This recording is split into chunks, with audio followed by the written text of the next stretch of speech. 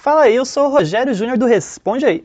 Hoje nós vamos bater um papo sobre equilíbrio em duas dimensões. Mas afinal, o que é equilíbrio? O equilíbrio ele trata de um sistema estável, onde tanto as forças se compensam como os momentos se anulam. Então a gente tem as nossas primeiras duas condições. O somatório das forças em equilíbrio é igual a zero, e o somatório dos momentos em equilíbrio também é igual a zero, tanto o módulo quanto o vetor. Isso vem da segunda lei de Newton, onde o somatório das forças é igual a massa vezes a aceleração. E na estática as coisas estão paradas, ou seja, a aceleração vai ser igual a zero. Então a gente tem o somatório das forças igual a zero, vetorial, ou o somatório das forças, módulo, também igual a zero.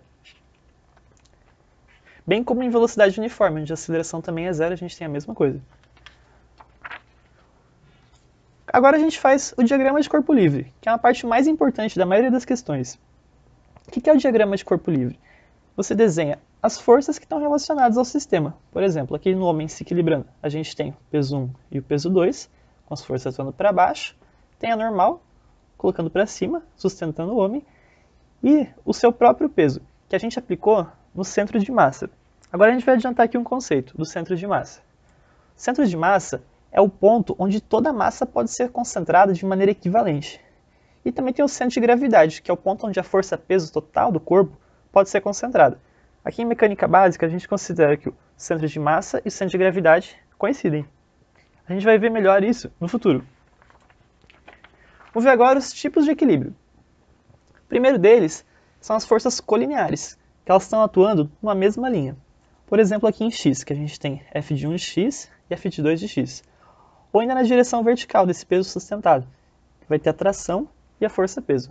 Neles, a gente vai ter o somatório das forças em x igual a zero e o somatório das forças em y igual a zero. Nesse primeiro caso, a gente tem que F1 de x menos F2 de x igual a zero, se cancelam, ou seja, F1 de x é igual a F2 de x.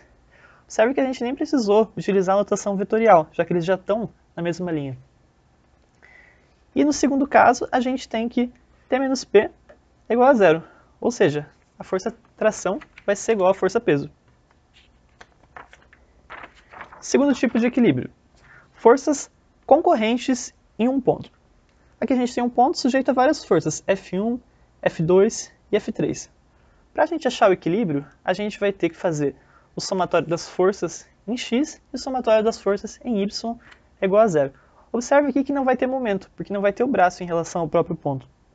Todas as forças estão partindo dele.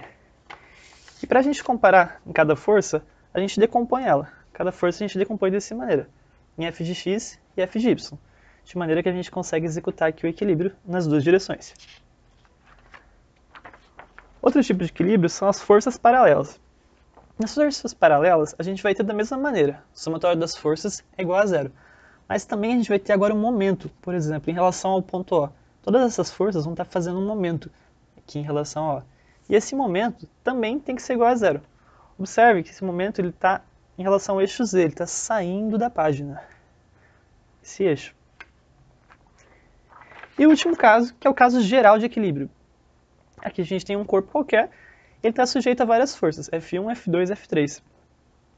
Primeiro a gente faz o somatório das forças nas duas direções, em x e em y, e também o somatório dos momentos em relação ao eixo Z, saindo da prova.